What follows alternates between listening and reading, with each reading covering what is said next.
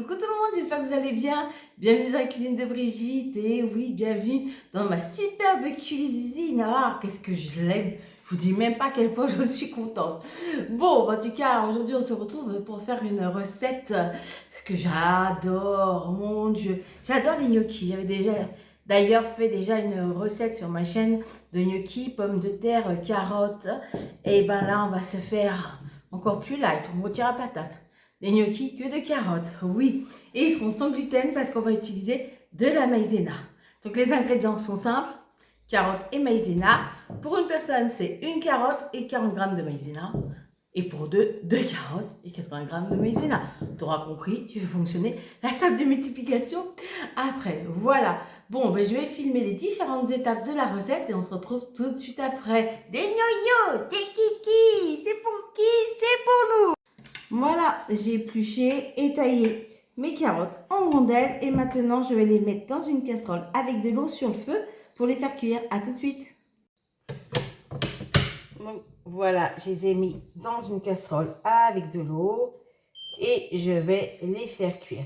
Bien sûr, on n'oublie pas de saler l'eau pour donner un peu de goût, un peu de goût à ces carottes. Voilà.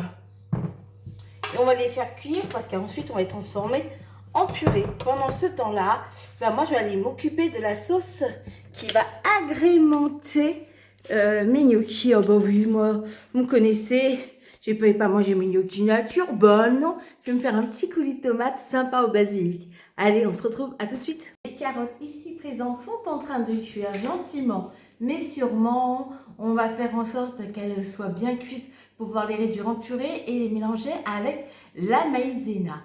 On va ensuite pouvoir former une pâte et détailler des petits boudins et en faire ensuite nos fameux gnocchis. Tu pourras les faire cuire à l'eau comme tu pourras les faire cuire à la poêle, les gnocchis poêlés. Tout simplement, c'est très bon.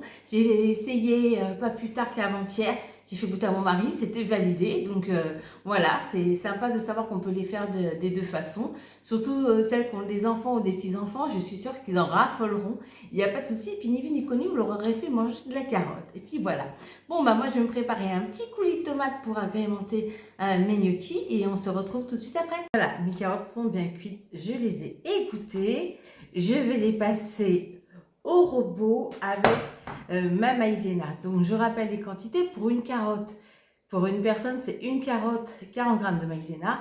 Pour deux personnes, 2 carottes et 80 g de maïzena. Là comme j'en fais pour deux, je vais mettre 80 g de maïzena, mes carottes et je vais mixer tout ça dans mon petit robot. On se retrouve tout de suite après. Voilà, là j'ai mixé. J'ai mélangé de tout.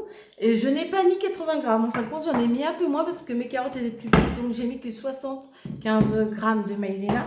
Mais comme vous pouvez voir, vous pouvez compter que 70 g parce qu'il y en a beaucoup qui restent sur le bord. Donc, mais on va voir ce que ça donne là pour l'instant. Hop, je sors. Je vais vous descendre d'un étage avec moi. Allez, hop, on va voir ce que ça donne. Donc là, vous voyez bien la consistance. J'essaie de faire en sorte que le téléphone ne tombe pas. Voilà. Voilà la consistance. Donc on récupère avec la main tout ce qu'il y a. Voilà. Alors, je vais vous montrer à quoi ressemble la pâte une fois sortie du robot. Voilà à quoi elle ressemble. Donc là, on va essayer de récupérer le reste de maïzena qui était dans le fond du... J'essaie de vous orienter pour que vous puissiez voir. Voilà. Vous allez voir. On essaie de récupérer tout. Puis on va étaler notre pâte. Du moins, on va essayer de faire des petits boudins. Je vous installe mieux au niveau de la caméra et on s'occupe de ça. À tout de suite. Voilà. Vous avez pu voir, j'ai raclé tout le fond de la maïzena qu'il y avait au fond du robot. Ça va m'aider à pouvoir faire mon petit boudin. Donc, comme je vous ai dit, j'ai mis 75 g là de maïzena parce qu'en fin de compte j'étais sur des carottes qui n'étaient pas bien grandes. Donc là on va façonner notre boudin. Alors bien sûr c'est pas aussi malléable qu'une pâte traditionnelle donc il faut y aller avec délicatesse. Voilà, vous n'y allez pas à fond les ballons on va dire voilà, vous allez voir ça accroche pas mal tout simplement. Et puis là on va détailler les petits. Donc ça accroche ne vous inquiétez pas, mais ça se détache. Voilà. Je vous montre ce que c'est. Très, très, très collant dû à la maïzena. Alors, on c'est comme ça. On remalaxe un bon coup. On nettoie un peu tout ça. Voilà. On refait un petit boudin. Donc là, moi, je divise en deux. Comme ça, je fais pour une personne. On roule vraiment du bout des doigts. Vous avez pu voir, voilà. Et quand ça arrête de pouvoir rouler, on va couper nos petits tronçons. Voilà. Là, chaque petit tronçon, vous le prenez.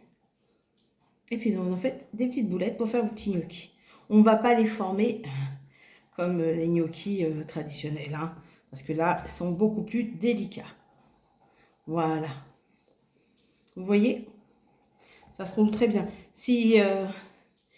faut vraiment le faire par contre avec les mains très très sèches. Parce qu'avec la maïzena, sinon ça a vite fait de coller. Voilà. Bon, ben moi je vais faire tous mes petits boudins et puis après on va aller les cuire. À tout de suite. Voilà, je les ai tous confectionnés. Donc voilà la quantité que ça fait pour 2 personnes. Donc après, une fois qu'on laisse un peu reposer, ils sont moins collants. Vous allez voir, c'est plus facile à faire. Oh, on va essayer de ne pas éternuer. Donc là, pour 2 personnes, ça m'en fait en tout 23, je crois. Voilà, c'est ça. Ce que je vais faire, c'est que je vais en cuire une douzaine pour que vous puissiez voir ce que ça donne, la quantité pour une personne. Comme ça vous donnera un ordre d'idée. Mais en même temps, j'en ai fait 23, mais c'est pas des petits, quoi. C'est pour une bonne mangeuse. Voilà. Bon, allez, l'eau des pâtes est en train de bouillir. On attend que ça boue. Et je rangerai la moitié dans l'eau pour les faire cuire. Et puis après, comme ça, je vous montrerai avec le coulis de tomate ce que ça donne comme quantité. Allez, à tout de suite. Les voilà, je les ai servis avec le coulis de tomate, comme je vous disais, et avec un peu de parmesan sur le dessus. Donc, je vais en goûter un. Comme d'hab, vous savez, j'adore goûter. Voilà.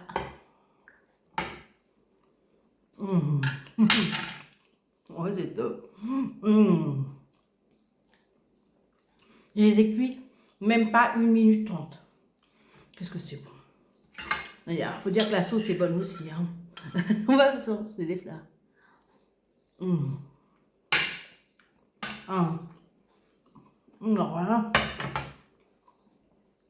Si la gourmandise est un vilain défaut, je ne sais plus, hein, parce que là, franchement, c'est super léger et c'est super bon.